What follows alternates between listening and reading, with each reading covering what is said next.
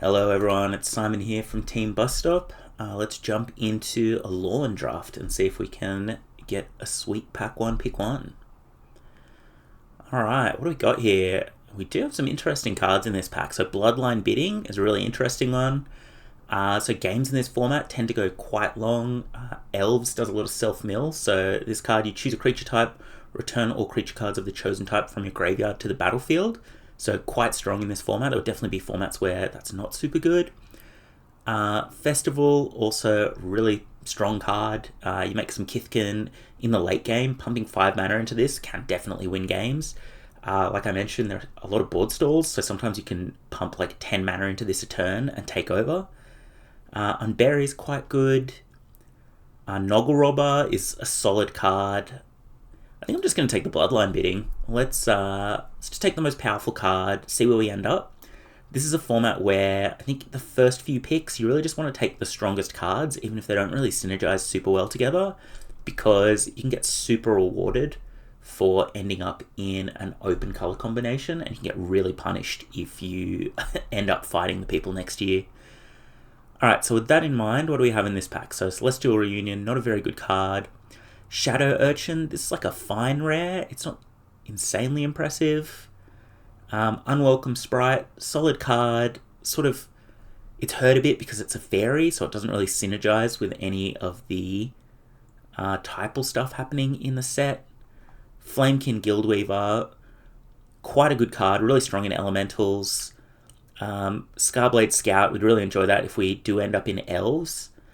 I think at the moment I might just take the Shadow Urchin. I think it's a solid enough card. I don't love the Guildweaver. I could see taking the Scout as well, just to pair better with the Bloodline Bidding.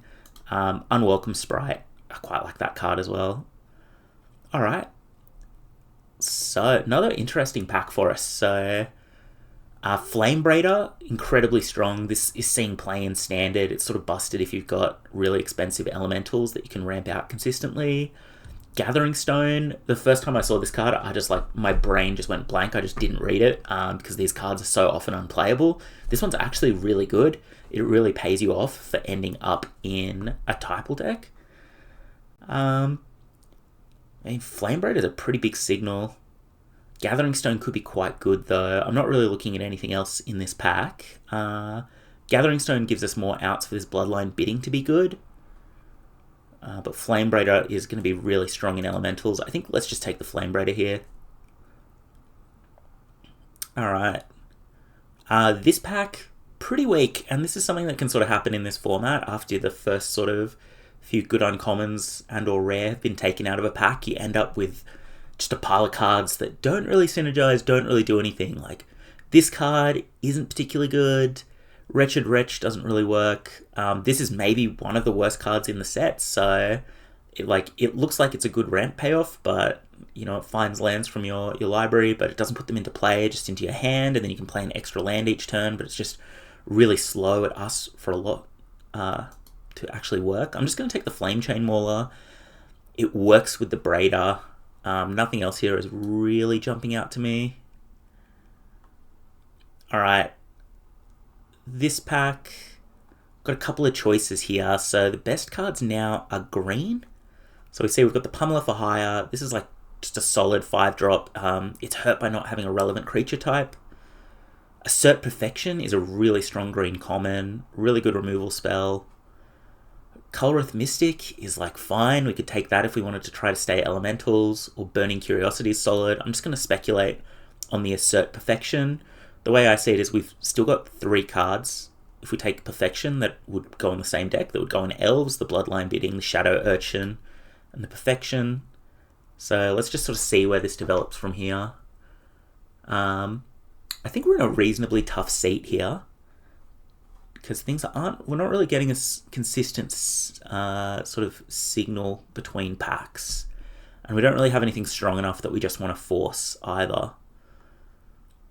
Let's grab another Flame Chain Mauler. I'm not thrilled by this pick, but I think that's probably our best option here. Okay, Interesting pack. Moonlit Lamenter is a solid card. Spiral into Solitude is are pretty good as well. So we've got a couple of good white cards here. I think the Flamekin Guildweaver is just a really strong red card. We're seeing it 7th pick. I think at this point we probably are just forced to commit to elementals, unless, you know, something crazy happens. Like, let's say pack 2 pick 1, we open up a Grubs command, the Goblin command. We might decide to try and pivot back towards playing a Goblins deck and still get to salvage most of our picks. Alright, nothing too exciting here. I don't mind a Burning Curiosity as a piece of card draw, but I'm happy enough to just take Stratosaura. Flyers are pretty good in this format. We've got a Flame Braider, so we can ramp up to it. It can also help enable a splash because it's got basic land cycling, so we'll see how this develops. Alright, Noggle Robber actually wheeled. I think it's a pretty good card. So the question is, do we want more sort of curve filler, or do we take the Temporal Cleansing as a removal spell? I think because we have 3 2-drops already, like usually this card's a lot better in Merfolk because they're just pumping out a bunch of tokens, and Elementals, you're sort of spending your mana on 5 and 6 cost cards a lot of the time. Oh wow, this is incredible. Alright, wheeling this Flamekin Guildweaver is great. So yeah, our seat is definitely Elementals. I'm glad we've moved in. Hopefully we get paid off in pack 3. Alright, three cards to choose from. I'm just going to take a Burning Curiosity here. Alright, Brambleback Brute. Let's just make sure we cut all the red cards here. I don't think Pummeler is super good. There's a world where we could play it in this deck. Alright, and yeah, our lane is wide open here. Alright, so we've got a Marilyn. This card is super good. I love this card. So definitely a bomb. It's not really a splashable card because you need to splash like a bunch of fairies and a bunch of elves to make it work. So we're unfortunately not going to be able to pick that one up here. I think Shine Striker is really the card that's jumping out to me in this pack. It's an elemental. It draws you a bunch of cards. With the shapeshifters and hybrid mana cards, you can draw like 4 cards off this in a 2-color deck pretty reliably without needing to really, you know, change what you're doing too much. We've already got like a Shadow Urchin that synergizes with, so pretty happy with the Shine Striker pickup. And there are a couple of other good cards for us here, so maybe something wheels, because the pack's quite strong. Alright. Silvergill Mentor. This card's really good. I don't think we've got any shape changes or Merfolk to try and enable something like this, but if you can play it, this card is excellent. I think it's just a Blossom Bind for us in this pack. We are a bit light on interaction. The enchantment-based interaction isn't super reliable in the format, so I don't rate it super highly, but this is quite a good card, so we'll pick it up here. Alright, so Eclipsed Elf, the Eclipsed creatures are just insane. They're just so good in the format.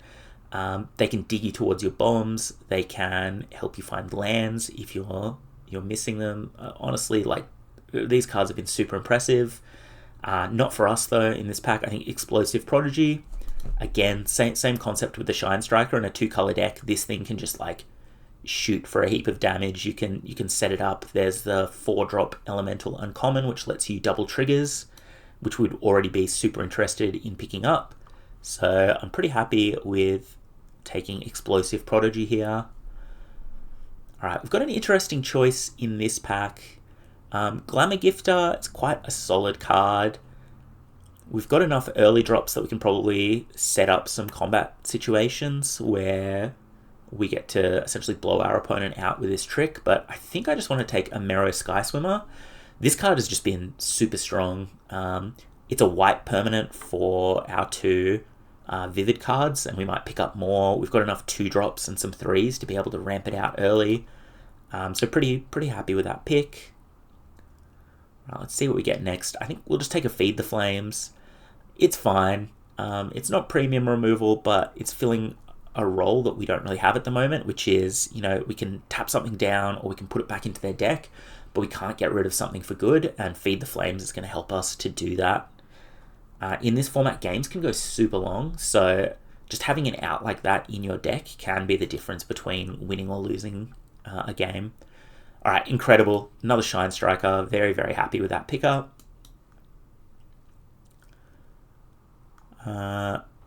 Giant Fall is a bit underwhelming as a card. So usually you see this effect in green, and it's pretty good. Your creature deals damage to another creature, but the red creatures on average are just a lot smaller, so it's sort of harder to set that up. And red just has great removal spells already, so whereas in green you do need that effect to fill the role, in red it's a bit redundant. We'll take it though, it's the best card for us, but hopefully we don't end up with it in the main deck. Let's take a Soulbright Seeker here. Other consideration would be Swat Away. I think we've sort of got enough removal for the moment, and it's looking like we're going to be heavy red, so we might be able to activate this ability multiple times, which might let us ramp into our more expensive elemental cards as well. Alright, I'm going to take Rooftop Percher here. This card's really overperformed. I think in a lot of formats you just wouldn't want this card, but it's just, it's been really good. Flying is super good. Exiling things from the graveyard is relevant. The 3 life matters a lot, so yeah, pretty happy to take that. Another Flame Chain Mauler. It's not really what we're looking for at the moment, but we'll take it for now. How many creatures do we have? So we've got 15 creatures. Let's take the defense in case we do pick up a bomb that we really want to protect, but at the moment probably won't play it. Tweeze is like a fine removal spell. It's been a little bit underwhelming in the format, but still solid. Alright, well, we are passing one of the best rares, so Tristan's Command here. A shame the Bloodline Bidding Elves deck didn't come together. This would have been excellent. Unfortunately, there's nothing really here for us in this pack, so what's the best card for us here is probably a Flaring Cinder, which is pretty replaceable. Bit of a disappointment, but given the signals we saw in pack 1 and some of the late cards we were seeing pack 2, we might be the only Elementals drafter at the table. So who knows, we might get past some goodies to make up for that. Wow, okay. Airdo, that's an excellent card. You don't even have to flip it, it's just insane on its surface. We aren't set up at all to try and double splash that, so we'll have to pass that along. Reaping Willow, same boat, probably the next best card. Needs some support, but really strong. Nothing really in this pack for us. This card, it's kind of a little bit of a win more card. You make a token of an elemental, it gets haste, but then it dies straight away. I think we probably just take it. It's the most likely card to get played. I really can't really see a world where we could fit the Airdo in, so let's run this and see how we go. Alright, Collective Inferno. How many elementals do we have? So we've got 12 elementals and 1 shapeshifter. I mean, this card is it's pretty bad. This pack is going poorly, honestly. Was definitely hoping for more coming into pack 3. I think, let's just take the Blossom Bind here. And then let's see if we get past some goodies. Alright, here we go. This is what I'm talking about. Alright, so we've got Flame Braider, which obviously excellent for us given our elementals. Flittering Nuisance is an absolute bomb as well, though. So let's see. We've got Burning Curiosity as a way to blight onto it again. Yeah, this is tough. I think we just take the Flame Braider here, but this card would have been quite a good pickup as well. But yeah, Flame Braider, given all our 4s, our 5s, our Shine Strikers, we're going to hopefully have a lot of cards, and now we're going to have mana to use them. Alright, nice. We'll pick up a Goliath Daydreamer here. Cinder Strike would be an upgrade on our removal spells, but I think Daydreamer is just a pretty solid card if your opponents can't kill it. And we've already got a few good instants and sorceries to use with it as well.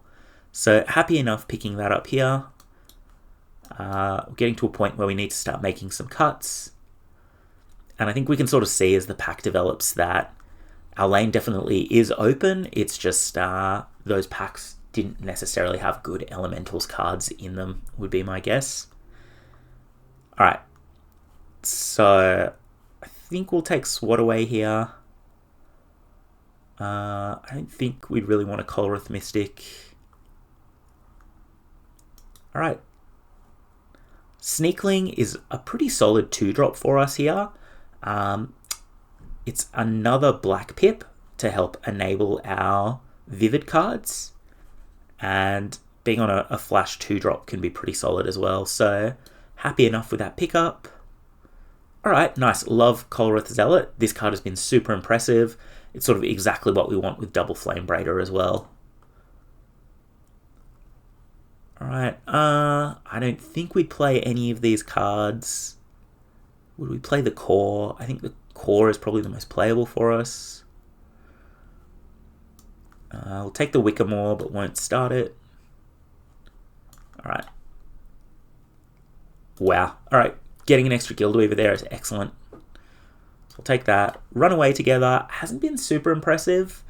The straight tempo plays just aren't really that good in the format, so you need to be doing something else with it. Like, you need to get value off bouncing one of your permanents.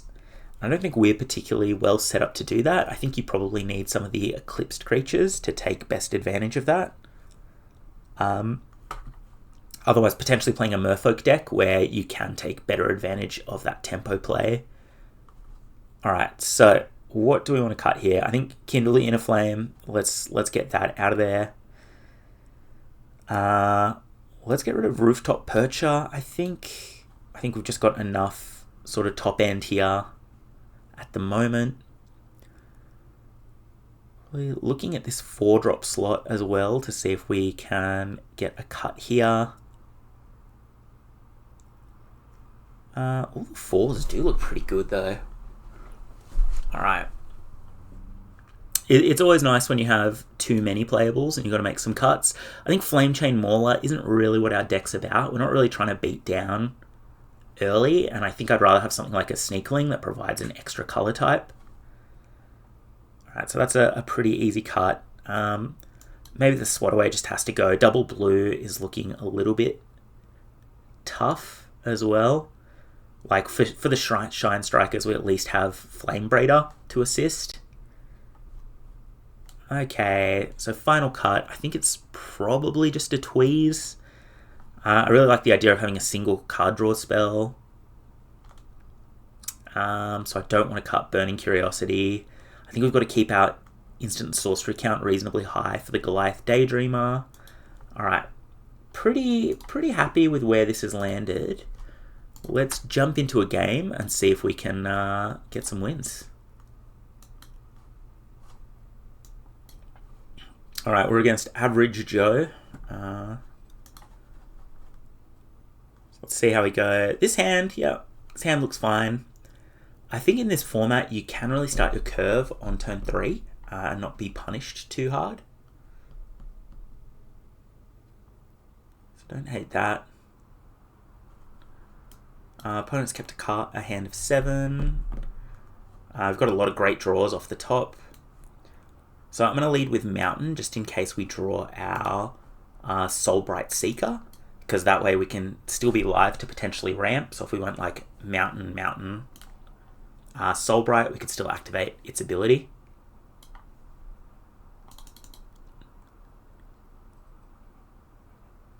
Okay, we don't really have double blue, so happy to play Mountain again on the same logic. This card's actually been pretty underwhelming. When I first read it, it's like, cool, like it trades for a card, it's a solid roadblock, but that's just not really the way the format's playing out. Alright, let's get Flaring Cinder down. Let's just try and get through some of these lands. I think we actually get rid of an island, because I think we should be able to operate off double blue. Alright, cool.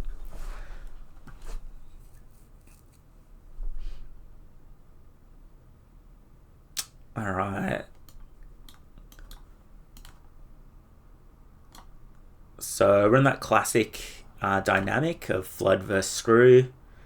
As the saying goes, Screw beats Flood, because once they start deploying their cards, usually they have a bunch of stuff good to go. They get options on each of their turns, so they can actually play what they need to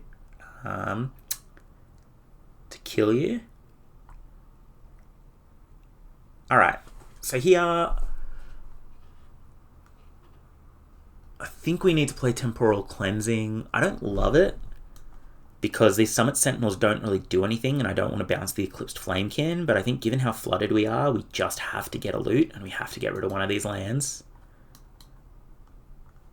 Otherwise, we're probably just losing the game on the spot. So, yeah, let's get rid of a mountain. Okay, get a Sky Swimmer. Yeah, they obviously put that on the bottom. And then, yeah, let's get in with a Mystic. They can chump with their Summit Sentinel, that's fine. It'll just give us better attacks in the future because our Flaring Cinder can't really attack through that at the moment anyway.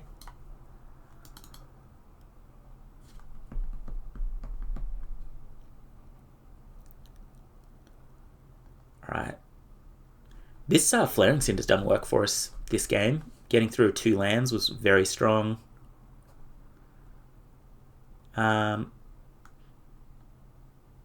Alright, I think here... Yeah, we've got an interesting choice here. So really we can try and fight them on mana and tap down this Flame Braider with our Blossom Bind to really choke them on that. Alternatively, we can save this for the first big spell they play to sort of lock that down and try to win with damage. I think that might be my preference here. So I think what I'm going to do is I'm going to play the Sky Swimmer. We'll do some looting, we'll buff this guy up, and we'll see if that sort of changes what we want to do as well. Let's get rid of an island. Alright. Yeah, you know, I'm pretty comfortable just putting down a Soulbright Seeker here, I think. Okay, Beholden Elemental. So easily our best draw here would be a Shine Striker. That would just, yeah, gas us back up, draw us cards, give us a flyer as well. I think that's probably our main path to victory now, is just crashing in through the sky. Alright, Flame Chain Mauler. I'm pretty happy to see them just play like more mopey 2-drops. I'd be more frightened if they were playing like, you know, 6-drops like a Kulrith Zealot, which gets them another card, because we'd sort of be forced to Blossom Bind that down. But yeah, something we can just sort of naturally block down, I'm not too concerned about.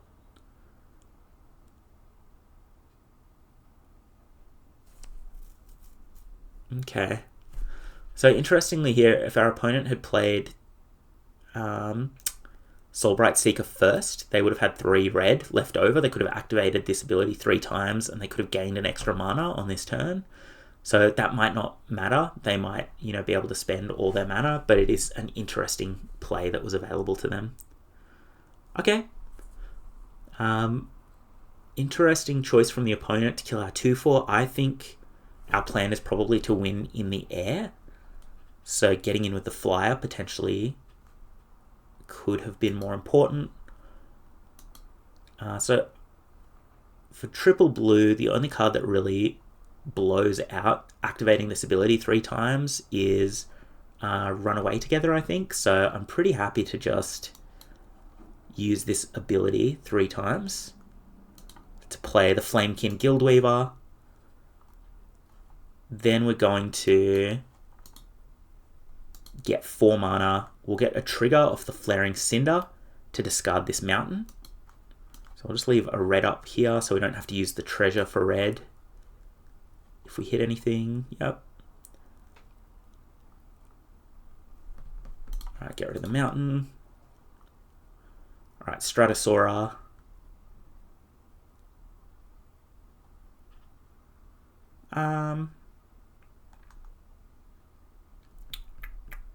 Alright, so what's our game plan here? So I don't think I want to tap anything down. That doesn't really accomplish anything. Pretty happy to just hit him for 2 in the air and pass.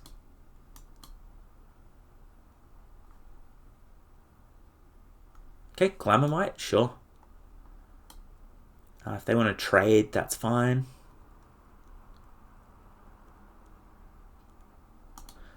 Honestly, the way this is played out, really happy that we held on to this Blossom Bind as well.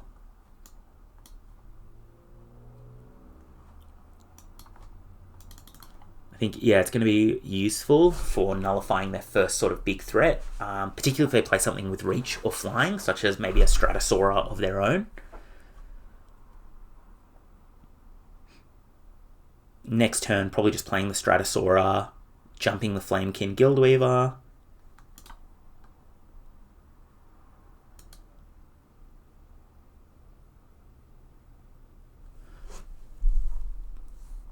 Okay.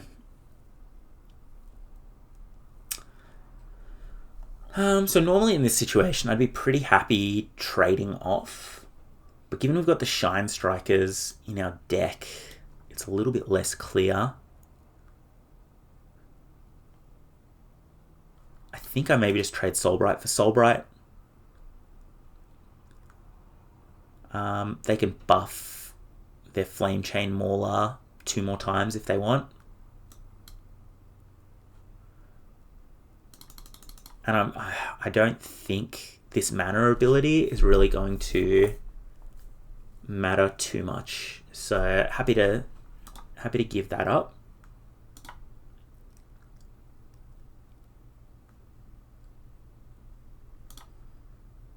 Okay, these things don't play super well in multiples.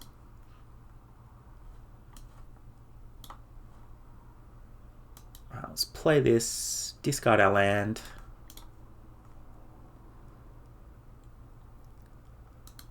Jump this guy.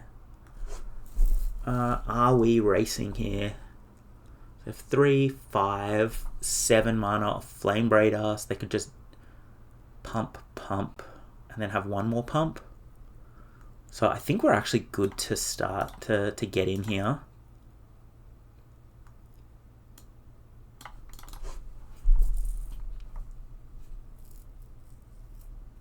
Alright, they hit the land, so that makes this a little bit more awkward.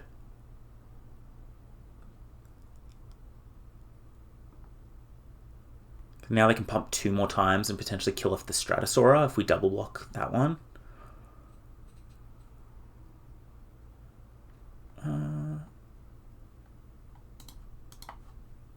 Alright, I think the time has come.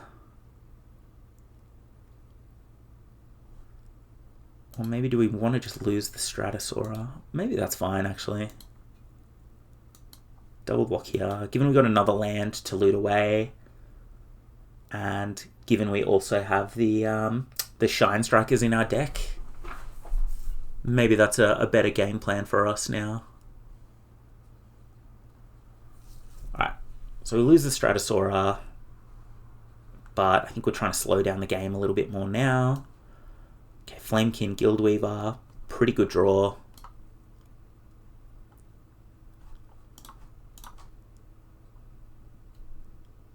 Right, Shadow Urchin.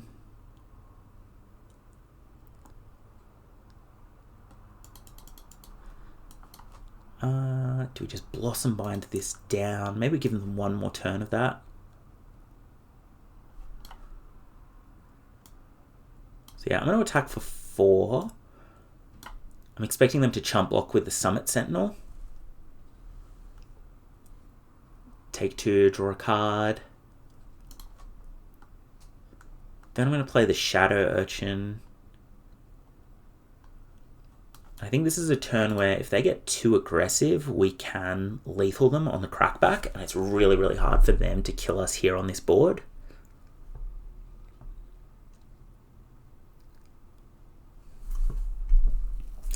Yeah, we've managed to churn through all these lands we drew, right? So we discarded 6 lands this game. That's huge. Meanwhile, yeah, our opponent has just had to naturally draw all their lands, so... Okay, they play Guildweaver, a land.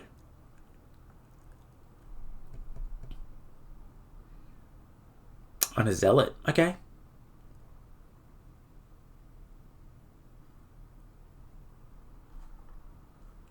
Alright, hit a mountain.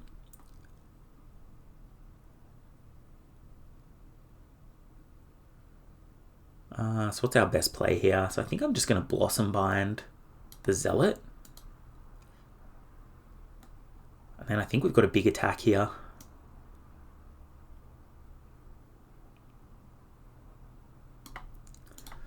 So yeah, I'm going to attack with everything. So if they go 4-4, block, they don't die. So I think what I'm going to do is Shadow Urchin is going to blight onto our token. And then we're going to exile a card for free that we'll be able to play until end of turn. Our opponent's going to have to do quite a bit of blocking here. Okay. Yeah. I'm pretty happy with how that's all turned out for us. So now we'll play the Guildweaver. We'll loot away the Sneakling. We've just got much, much better draws in our deck, like the Shine Strikers. And now, yeah, our opponent's facing down a very, very strong board. They don't have too much power in play. And yeah, we get them. All right, on to the next one. All right, here we go. Opponents on the play. We've got a pretty good hand. I'm happy to keep this. Ooh, Waterbrine Trapper. This card's really good. Okay. So we'll see what their curve out's like. Yeah, it's pretty scary. I think our game plan here is just to try and flash in the Sneakling and trade off for the Trapper, because that card's going to be a big problem as the game goes on. There aren't too many tricks that make this go wrong.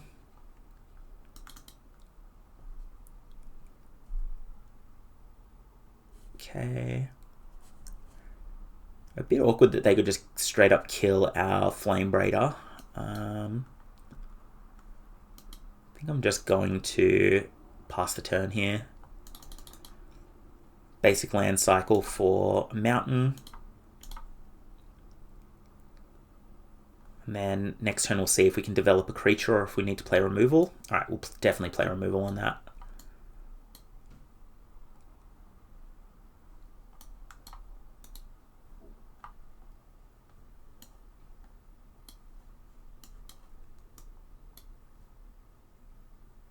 Okay, so yeah, opponents come sort of tearing out of the gate here.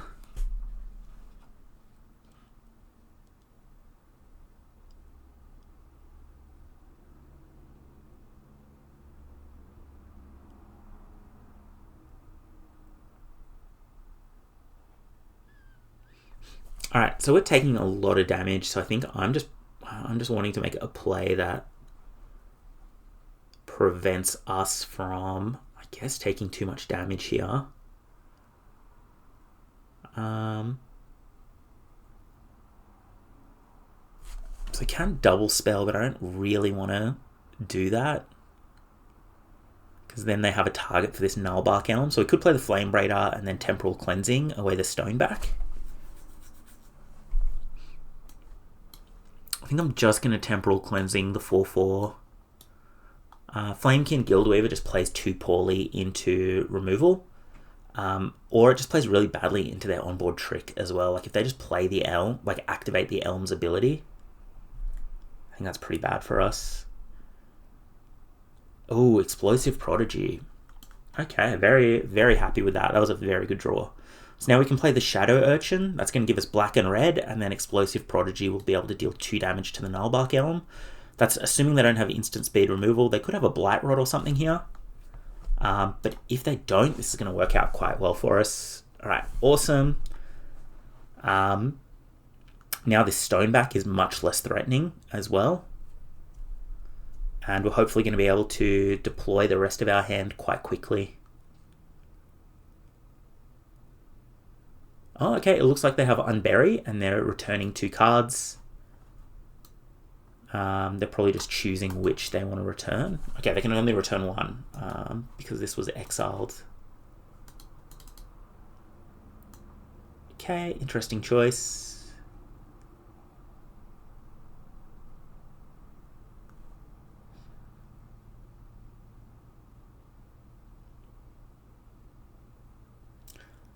They should, yeah, probably use a Burden Stoneback counter here. Actually, maybe not. They've got enough mana to activate all the abilities next turn. Alright, I'm just going to play as many things as I can.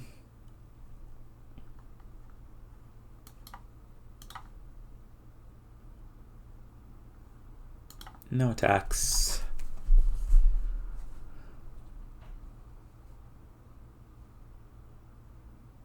Okay, Flame Braider down.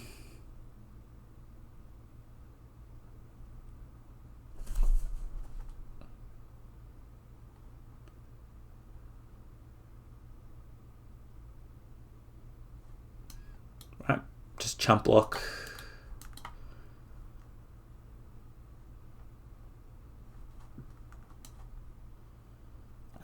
And yeah, now we just play the Flame Braider. Play the Sky Swimmer.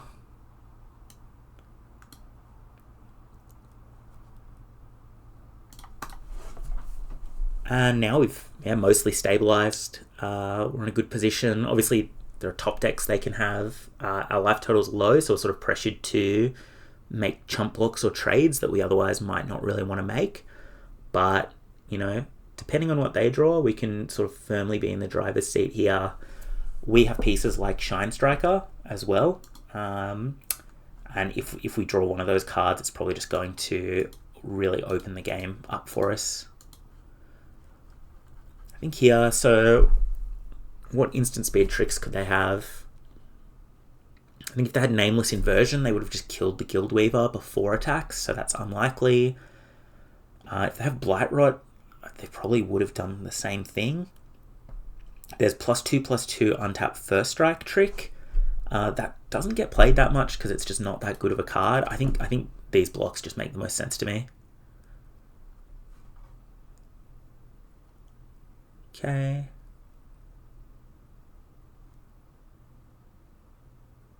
Okay. Interesting. Alright, Goliath Daydreamer, excellent draw. Opponent's fully out of resources. We have a stronger board now.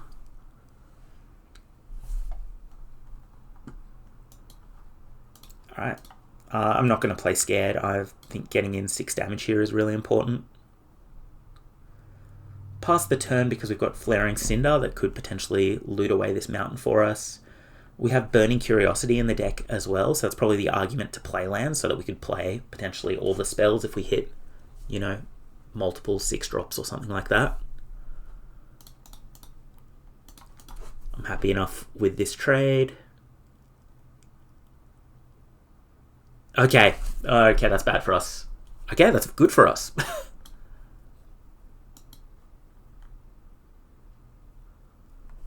All right.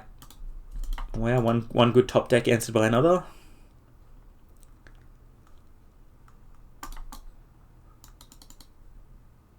Okay, they can transform it. Moonshadow. Moonshadow with Persist is actually does nothing, right? Because it's got 6 -1/-1 counters on it already. Alright, so I guess we attack and force a chump.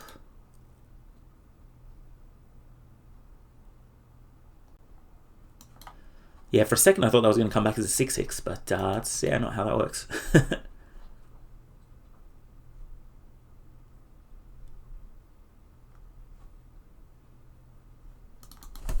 Alright, and that was an interesting game. I think we were really close to losing that a couple of times. Drawing that Blossom Bind was obviously huge, otherwise Iridu would have just completely buried us. Okay, we've got a strong, very strong hand here, and we're on the play. So very happy to keep that. If the Flame Braider sticks, we just get to slam this Guild Weaver. Alright, Mountain. We don't have a second blue source to be able to convoke this out. We'd have to use the treasure off the Guild Weaver, but we have time. So we'll see what we can do.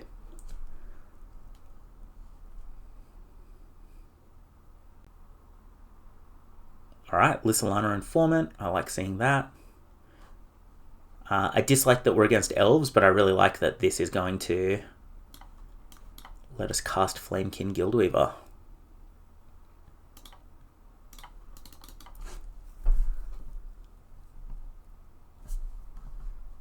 Okay, that's a pretty aggressive attack from the opponent because this trades off for our Guildweaver.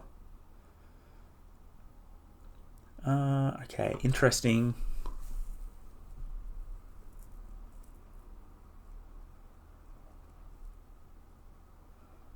So we can't play Daydreamer here, otherwise it gets eaten by this.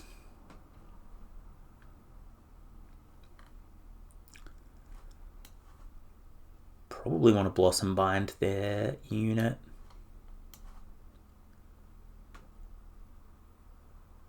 Yeah. Yeah, I think it's just Blossom Bind into the Sky Swimmer.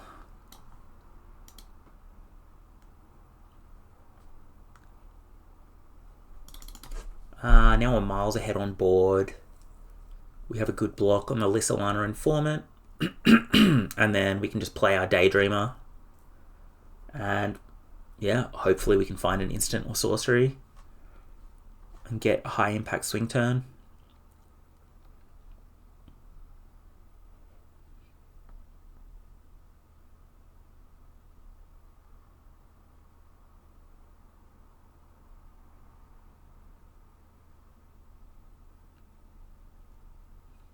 Don't know what's going on here.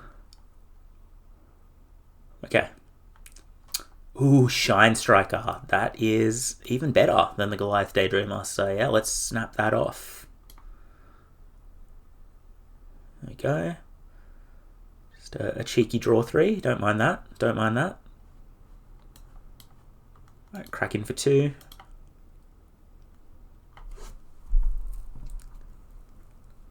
This Explosive Prodigy is looking quite good as well.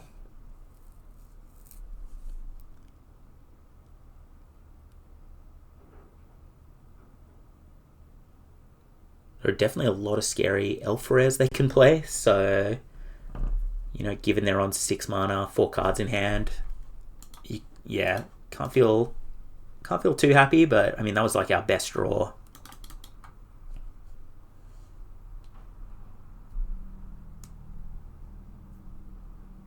It does look like they have Tristan's Command and they're thinking about destroying this enchantment, maybe. Looking at their graveyard to see what permanents they can return. I don't know. Yeah, it's feeling like a command to me, but hopefully I'm wrong.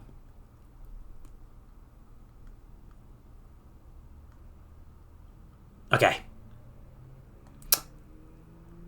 Alright, so... I mean, this is one of the best cards in the format, but honestly, it wasn't that good for them there. Don't get me wrong, it was good, but yeah. We are still in this game. So I'm just going to play Explosive Prodigy. I'm going to kill their Vinebred Brawler. I'm going to play the Daydreamer. Am I going to attack first?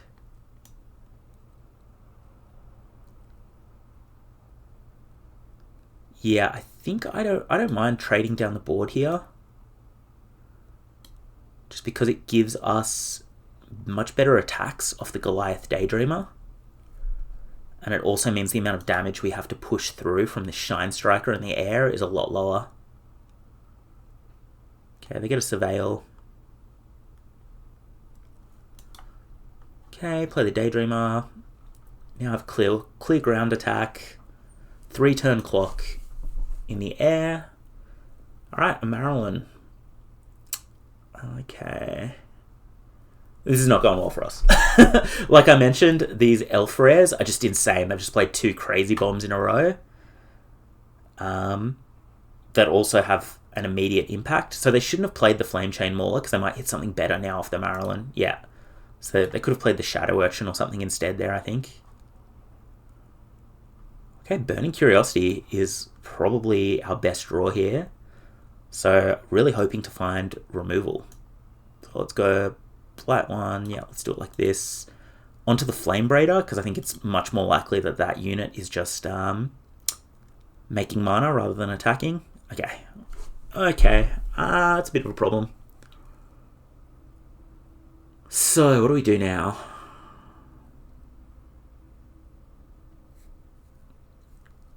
I mean, we have to attack with our Goliath Daydreamer. I don't really think we've got an option there. So the question is, do we attack with the Shine Striker as well? If Marilyn is incentivized to block Daydreamer. I think the answer is yes. I think we need some things to go right for us to win this game from here.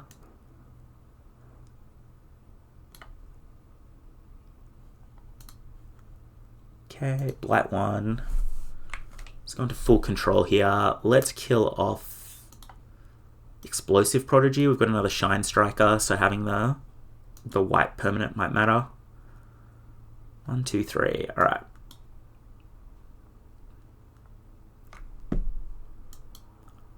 Wow, they chose to take 4. That is somewhat surprising to me, honestly. And letting us keep our Daydreamer when we've got new spells coming. Wow, okay. We can potentially win from here now, I think. So let's go to our main phase. Temporal Cleansing the Marilyn.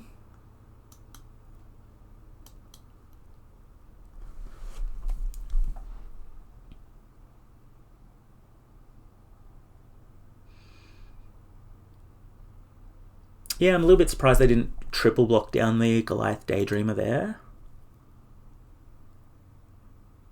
But maybe they're trying to kill us. Maybe they got another Tristan's Command that's going to give +3/+3 overrun and kill us here.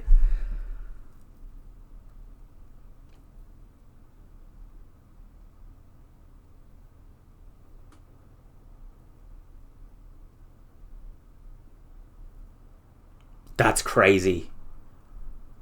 Okay, our opponents just shuffled away the Marilyn. I'm very surprised by that. I think they wanted to try to block down the Daydreamer, but that doesn't work because we've got Temporal Cleansing in exile at the moment. Okay, let's just Shine Strike it to start, see if we find anything better to do.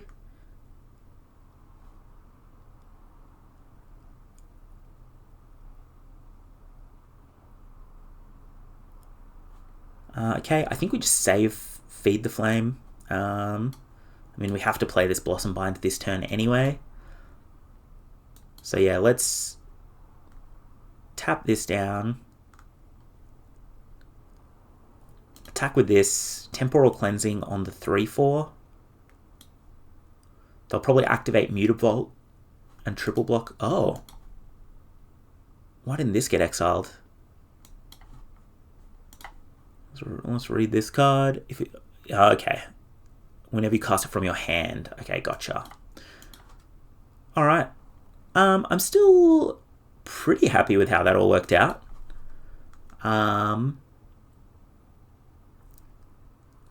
Okay, they're going to get a land. I mean, we're firmly in the driver's seat. I'm not sure why they shuffled their Marilyn away. It might have just been they might not have realized that was how that worked. Like, I didn't with my Giant. So, alright, to damage. Nice. Alright, we got there. That was a tough one. Was not looking good for most of the game, but got there in the end. Alright, on to the next. We've been running hot in these games. Hopefully that keeps happening. Alright, what do we have here? Oh, a bit of a tough one to keep. I think we need to toss this one back. It's just way too easy to never do anything and lose the game. If this was a draw 2, I'd feel much better about it. The fact it's an exile 2 means we could potentially, let's say we hit their 2-drop with Blossom Bind, turn 3, we Burning Curiosity, we hit 2 6-drops or 2 spells. Like, it's really unlikely we could cast both spells. So I think we just toss this back. Alright, this looks quite a bit better. We'll put Stratosaura away, I think. See how they go. If they play a 1 toughness unit for Explosive Prodigy, that would be great, because then we've also got some material to Convoke off for the Sky Swimmer. Then we'd have 3 colors for the Shine Striker. It's a synergy hand.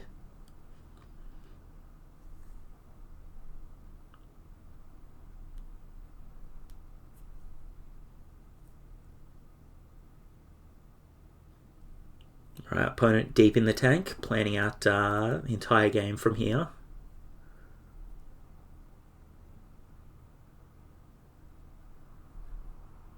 Usually, yeah, if you're tanking this much, it would indicate that maybe they have multiple 1-drops they want to play, maybe they have an Evolving Wilds in their hand.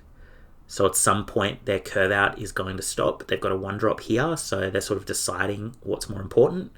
Or they could have disconnected.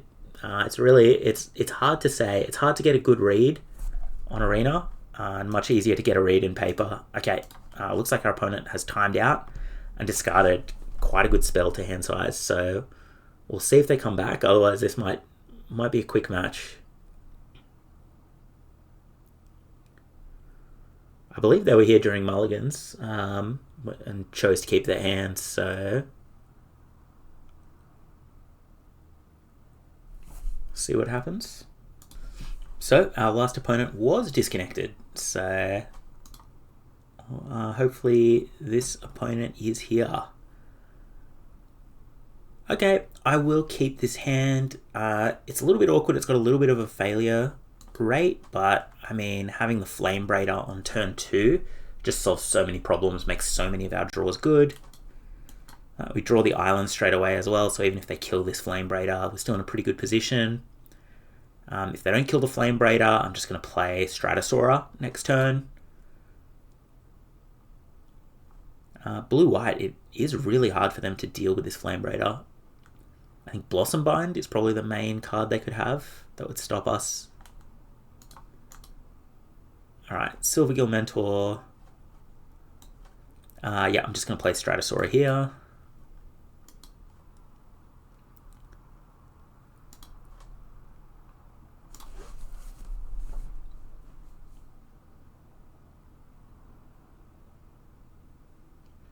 Merfolk is quite a strong archetype. It's also one of the few decks that can sort of kill you early. They can go really wide. They've got a lot of evasion. This Gravelgill Scoundrel has been quite impressive. Okay, our opponent is missing a land. We're just going to definitely just Explosive Prodigy down that Deep Channel Duelist here. And then I don't think it makes sense to Blossom Bind.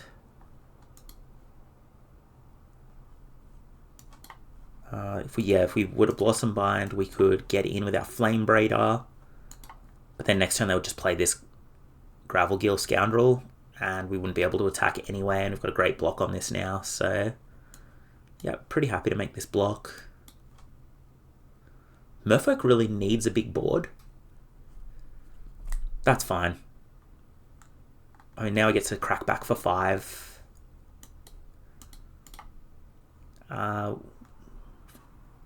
We do need to stop drawing lands soon, though. It's sort of that same situation we were in previously, where, yeah, we really need to race down our opponent before they get out of their mana screw, because they will just have a bunch of strong spells to deploy. Okay. Opponent trying to race. Alright. I will tap down the Scoundrel. Do I want to trade 2 damage here? Yeah, I think I do. It lets them attack with their 1/1 token, but I think given we've got the second Blossom Bind, it might end up being really important to just get in as much chip damage as possible. Okay.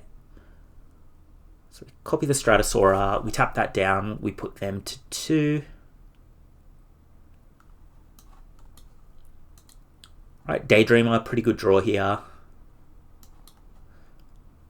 Get that down. They're now in a position where they're forced to chump block the Stratosaura or remove it. Otherwise, they're just going to die.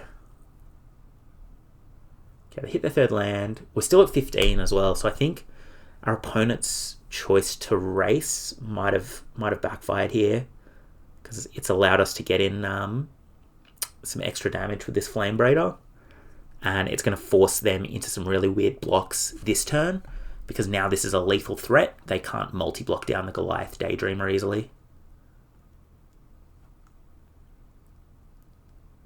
Okay, they bounce the Daydreamer. Alright, and we just draw a removal spell. So let's win the game.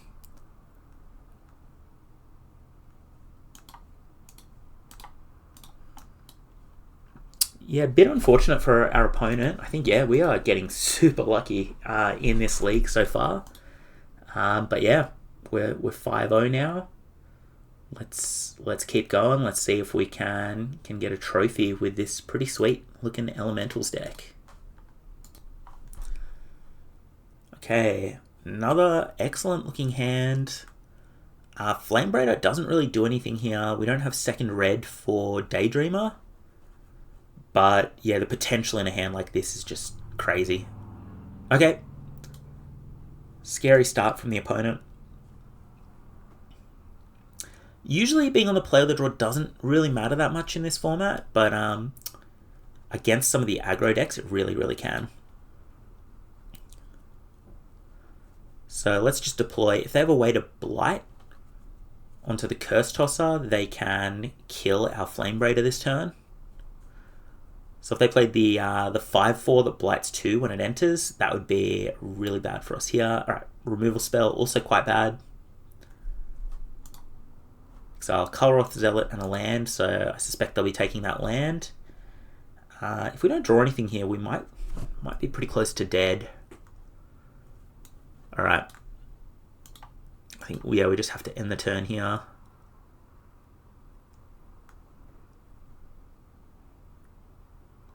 Daydreamer of their own, okay. I think we're just a bit too much on the back foot here. I think, yeah, this game, we really needed to be on the play to prevent this removal spell from killing our Flame Braider.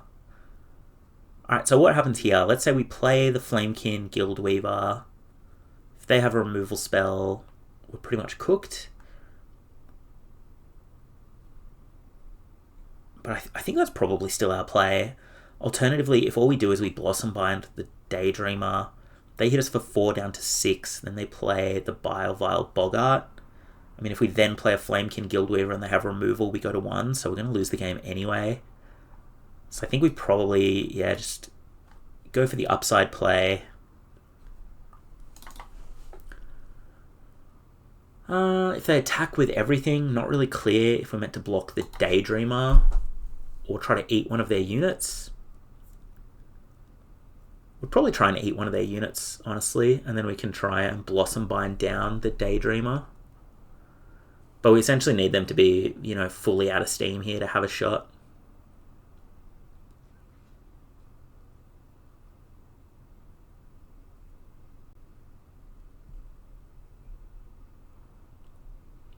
Okay, them having a land is a good start. All right, I think I'm just going to block the Safe Right, because that has the potential to get bigger.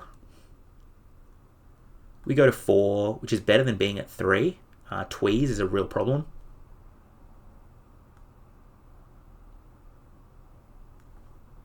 Oh, that's not good. That is not good.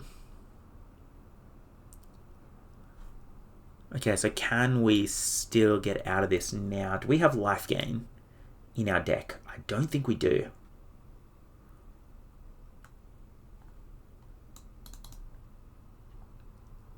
Yeah, I think we probably need some way to gain life to stop this Boggart Mischief. We don't have anything. Alright, well, I think we still just make the best play we can. So we'll play the Daydreamer.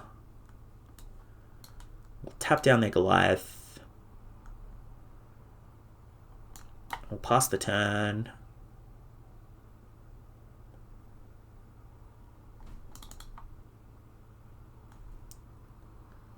This is non-land permanents, but I think we're going to take the bulk of the damage here, and then they're going to be able to play it again.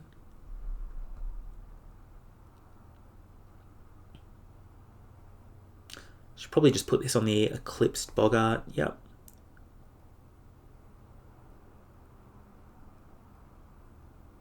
Okay.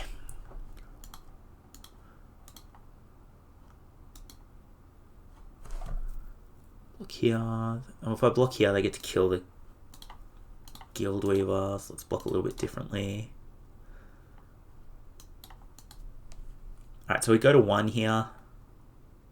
Actually, we go to 0, because now I can kill their own goblin. Okay, they choose not to do that.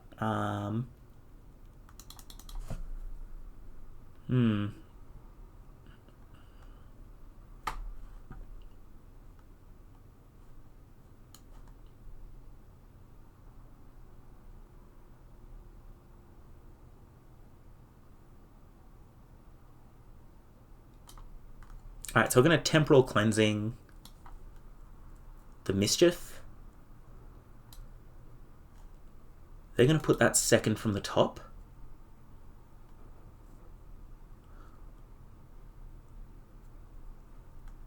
Now we're going to attack with the Daydreamer. We're going to Cleansing the Glutton, so that their enchantment is now third from the top.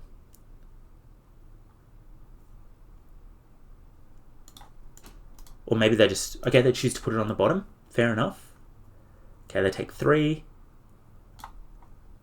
We play the Prodigy. We have 2 colors because of the Blossom Bind. I think I just kill the 1/2. So we're dead to removal. We're dead next turn. Oh, we're dead to this. Alright. GG, our luck had to run out at some point, but let's rally back and hopefully get that trophy. Alright. Looks like we got a pretty good hand for this one, so let's keep this.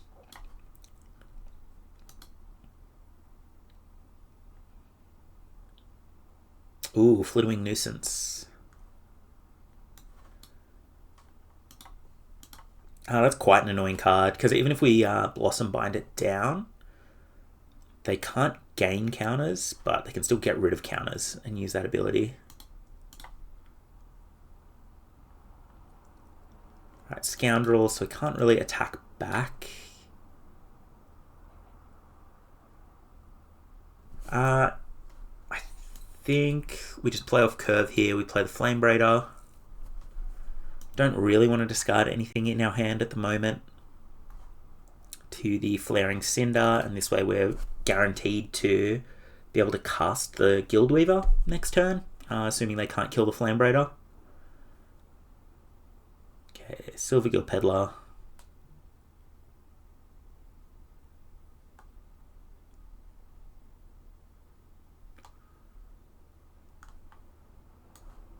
Okay, Guildweaver it is. And then I might just Blossom Bind now off the treasure. I think this Scoundrel seems like it's actually going to be super annoying. And it's preventing us from attacking them back, so let's do this. This also means their onboard Flitwing Nuisance plays are a lot worse. They could have just tapped down the Silvergill Peddler, had a loot, activated Flitwing Nuisance, and drawn 2 cards.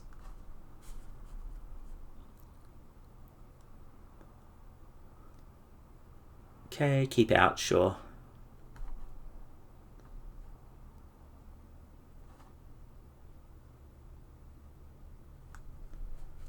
I mean, I think we're playing Flaring Cinder. I don't think we want to discard anything. I think this Blossom Bind could end up being relevant. No, it's just so bad if we miss a land next turn. I think we just have to do it. All right.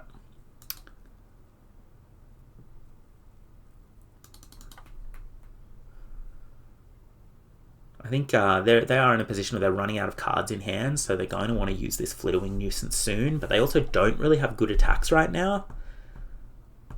So we've still definitely got an opportunity to feed the flames and stop this Flitwing Nuisance from getting value. They might even just do it now, just to lock in a card. Okay.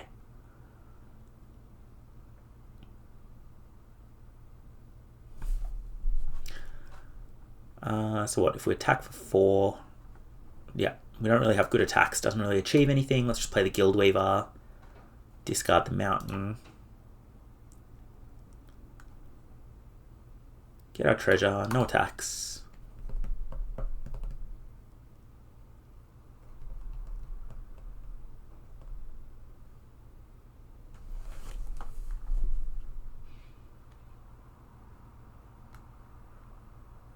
Alright, Percher.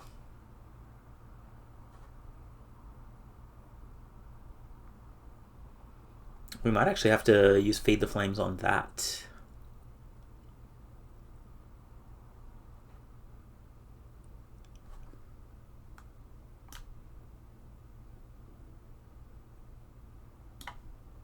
And I think we need to start attacking. They've got like a solid double block, but I actually don't mind trading off for the Silvergill Peddler at this stage. I think it's more important to kill the flyer with Feed the Flames. Yeah, okay. So yeah, let's kill the Peddler.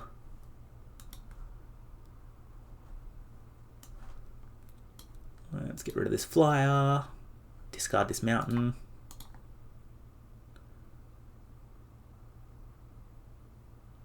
The max amount of mana we really need in this deck is 6. So I think, yeah, we're in a pretty good position to still just sort of jettison these lands at the moment. But having a land's not necessarily bad. Like if we draw one of our 2 Shine Strikers or Kulrith Zealot next turn, we'll be pretty happy to still have that island.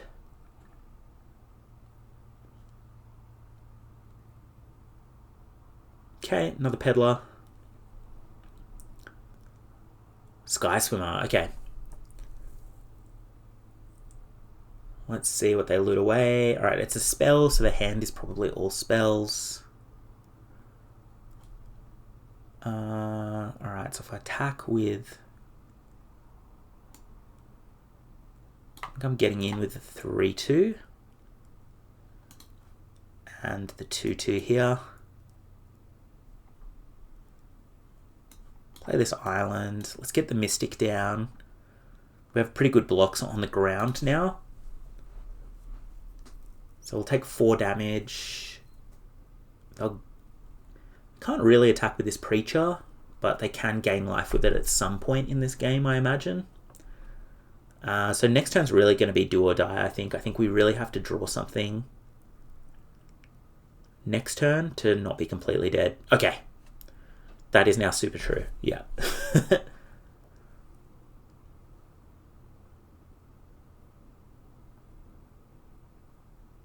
Okay, that tells me their hand is pretty good as well, because they would have had a free loot. With the Silvergill Peddler attacking into the 2-4. Alright, Explosive Prodigy. What are the odds they can put another counter on this? It's probably worth just killing it. Obviously the Vigilance here is good for Convoke, especially when they've got more cards in hand, but I think this is probably our best target at the moment.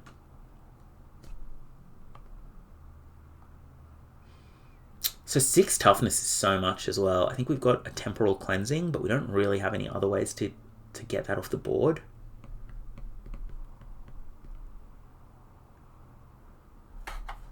Having that Blossom Bind we discarded would have been nice. I mean, it would have given them another tap trigger, but oh well. Wow, interesting. Okay. I might have bounced slightly differently if I were them, but I don't think it's going to matter. I think we're pretty dead here. Alright. GG. Alright, so we're 5-2 now. Let's see how we go. Let's see. Yeah, this one looks quite good as well. A lot of opportunity if we draw some of our expensive elementals to get something happening with this Flame Braider. If they played a scary 2-drop there, we also had the option to maybe just try and develop the Sneakling into an Explosive Prodigy to kill it off. The 2 mana off this, we could cast either of these cards anyway, so... Okay. Alright. Hand isn't developing super well. Would love to get a looter at this point. But, I mean, I think what we're going to do here is we're going to play the Sneakling.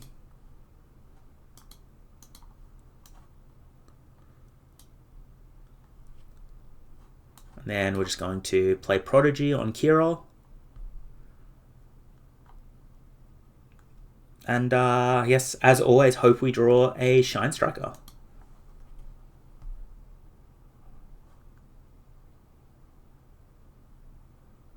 Okay, they have a Prodigy of their own. I imagine our Flame Braider's going down. Oh, joke's on them. We just have infinite Flame Braiders. I'm not interested in trading off, because I think our vivid count being high is probably the main way that we can get an advantage in this game. Right, feed the flames, not bad, but not really what we're looking for here.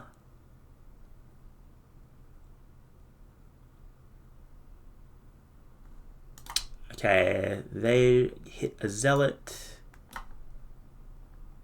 and a Colrith Mystic.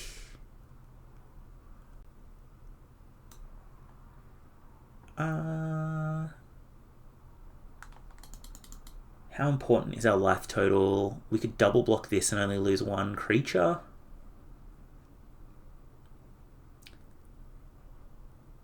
Yeah, I think I'm fine trading my Flame Braider for this now. Because I think we obviously have nothing to spend that mana on at the moment. And we can at least use Feed the Flames here. If we draw a Shine Striker, we still have all of our colors. All right, Guildweaver, sure. Just keep our life total high for now. Try and get one of our card advantage engines online.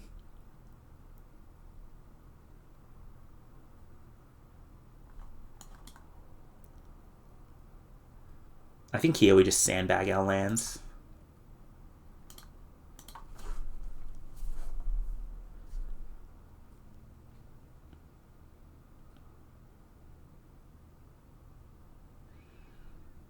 Oh no.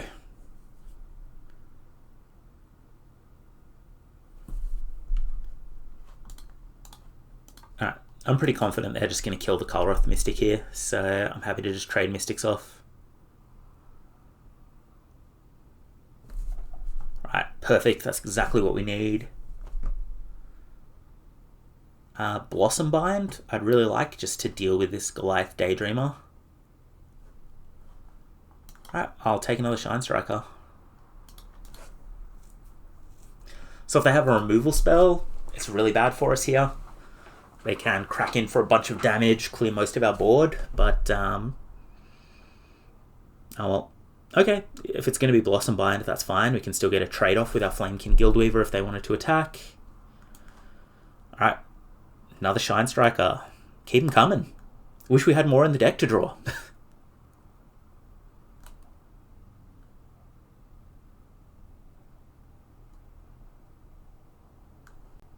Okay, not bad, not bad.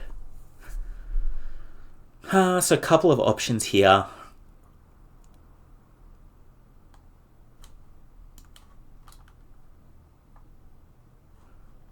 I think I like the idea of just max development this turn. So let's play the Shadow Urchin.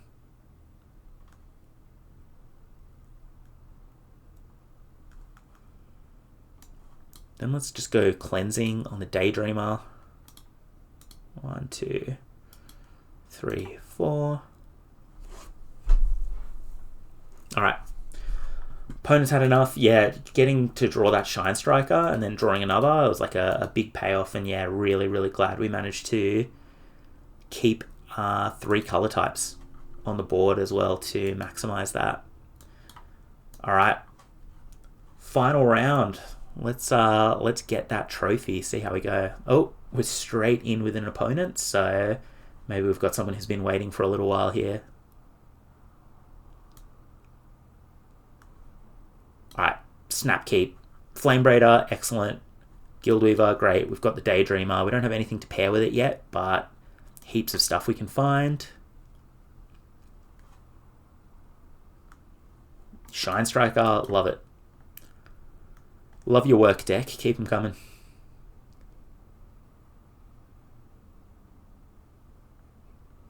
Alright, Farmer. I think here we're just going to play the Guildweaver and then play another Flame Braider off the treasure. So now we've just got an insane amount of mana. Next turn we have 7 mana for elemental spells.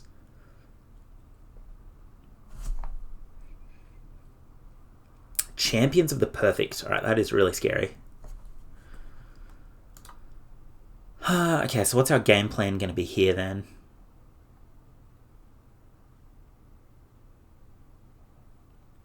I mean, realistically, 6 toughness is like unkillable. So we basically have no way to kill this. We're probably going to Blossom Bind it down to try and still race. I think I want to trade here because they're going to get a Surveil. And maybe one of our outs is they can't get a string of creatures together. I think that's probably more reliable for us than just trying to beat them down. Okay, let's go red, red, red, red. Play this. And then let's just get a Goliath Daydreamer out there straight away. We're still at 20. We can take 6 and then Blossom Bind it. Champion blocks like super well. It's really scary for them to attack, right? Like we have a double block on board as well. So we'll see what happens. Okay, Spiral into Solitude. You got it. We'll take 6. Okay, land isn't awful. So let's go blue, blue, blue, blue. We're definitely, I think, playing Shine Striker this turn. We'll just draw 2.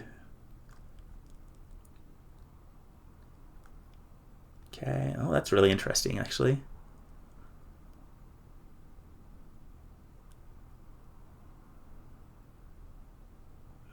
Yeah, I think I'm just going to play Flame Chain Mauler. And then we can play Temporal Cleansing on Champions of the Perfect.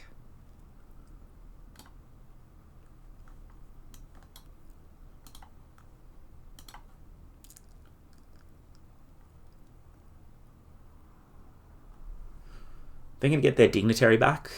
Oh, sorry, their Informant back. The Surveil doesn't do anything because they're definitely going to keep Champions of the Perfect on top. But we have a lot of power in play now.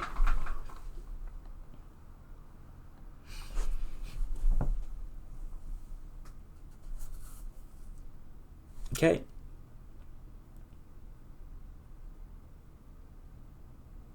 I also feel like they probably don't have another elf. So if they play this Informant, I'm probably just going to feed the flames it. Okay.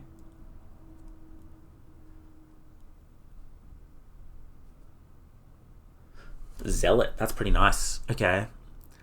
So if I Zealot, I can't play Feed the Flames. Yeah, okay. So what? So they just didn't play any creatures? That turn they attacked with the 4/4. So I mean,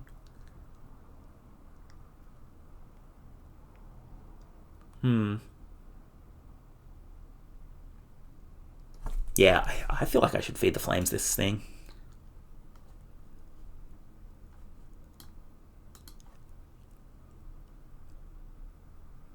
I just feel like there's a good chance they just can't do anything now. Do I want them to make this trade?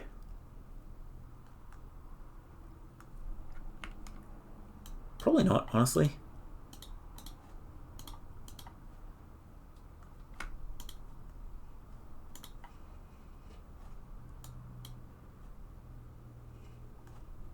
I think they're probably going to block the Guildweaver anyway, so...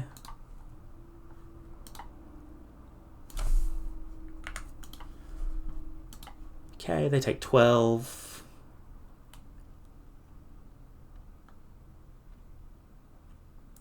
We have 9 power. Alright, so they do have something for the champions. Blossom Bind. Nice. Alright. And that's a trophy. Managed to tempo out the champions. That was, I think, probably the best hand we drew. That was just really strong, getting to kick off with 2 of the ramp guys to start. Overall, a pretty good elementals build from us. I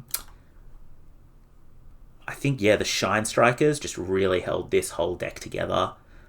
They were just super powerful when we drew them. Flaring Cinder as well, being able to loot in this format is super important.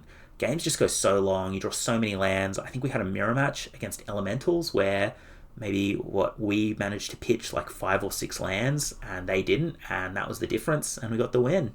So thanks for joining me, and yeah, see you in the next one.